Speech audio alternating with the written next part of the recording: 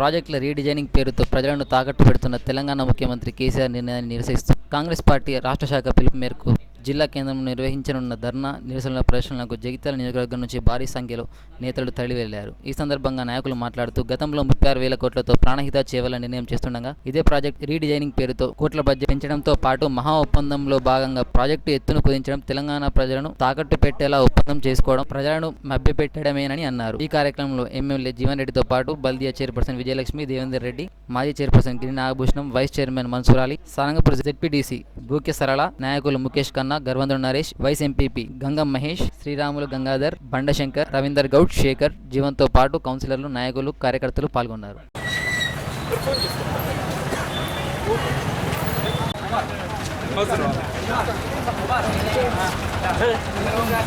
మీరు కానివ్వండి బాబు, అందుకు అందరితో మాట్లాడారు.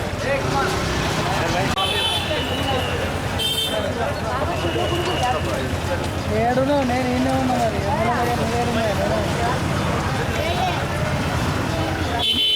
ఇన్నినే అడుగుతున్నా ఈ ఫోన్లో ఆడుతున్నాడు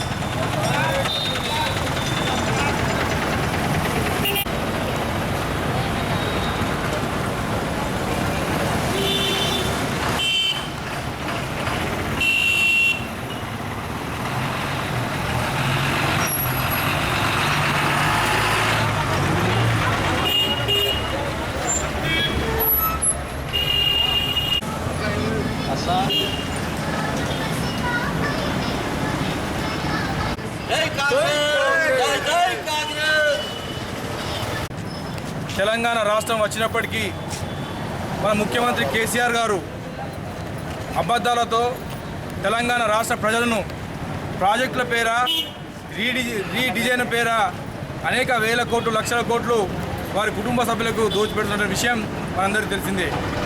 రాష్ట్ర పిసిసి అధ్యక్షుడు గౌరవనీయులు ఉత్తమ్ కుమార్ రెడ్డి గారి పిలుపు మేరకు కరీంనగర్ జిల్లా తెలంగాణ రాష్ట్రంలో అన్ని హెడ్ క్వార్టర్స్లో ఈరోజు మహా ఒప్పందం పేరిట మహామోసం చేస్తున్న కేసీఆర్ను ప్రజాస్వామ్యబద్ధంగా ఒక నల్ల జెండాలతో నిరసన తెలిపే కార్యక్రమాన్ని మరి జగిత్యాల ప్రాంతం నుంచి, జగిత్యాల నియోజకవర్గం నుంచి అనేక మంది కార్యకర్తలు కరీంనగర్ తరలి వెళ్ళడం జరుగుతూ ఉంది.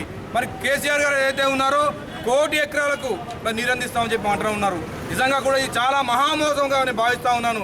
కనుక రానున్నటువంటి రోజుల్లో కూడా ఇదే విధంగా ప్రజాస్వామ్యబద్ధంగా గాంధీజీ మార్గంలో అహింస మార్గంలో ఇదే విధంగా కార్యక్రమాలు చేపట్టి మరి తెలంగాణ రాష్ట్ర ప్రభుత్వాన్ని మరి కిందికి దించేంత వరకు కూడా మేము పోరాటం చేస్తామని చెప్పి సందర్భంగా ఈరోజు తెలంగాణ మరియు మహారాష్ట్ర ఒప్పందం అనేది ఏదో ఇలా కాంగ్రెస్ పార్టీ పిలుపు మేరకు మేము కరీంనగర్లో ప్రతి డిస్ట్రిక్ట్ హెడ్ క్వార్టర్లో ధర్నా చేయడం జరిగింది. మన పిసిసి పిలుపు మేరకు ఈ ధర్నాకి జగిత్యాల నుంచి తరలి వెళ్ళడం జరుగుతుంది.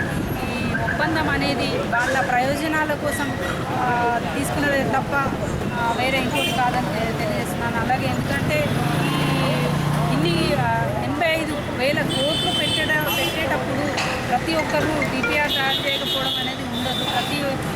ఇన్ని వేల కోట్లు పెట్టడం అనేది జరిగినప్పుడు తప్పకుండా డిపిఆర్ చేయడం జరుగుతుంది. అలాంటి డిపిఆర్ లేకుండా తయారు చేశారు అని మరీ రీడిజైనింగ్ చేయడం అనేది చాలా దారుణము.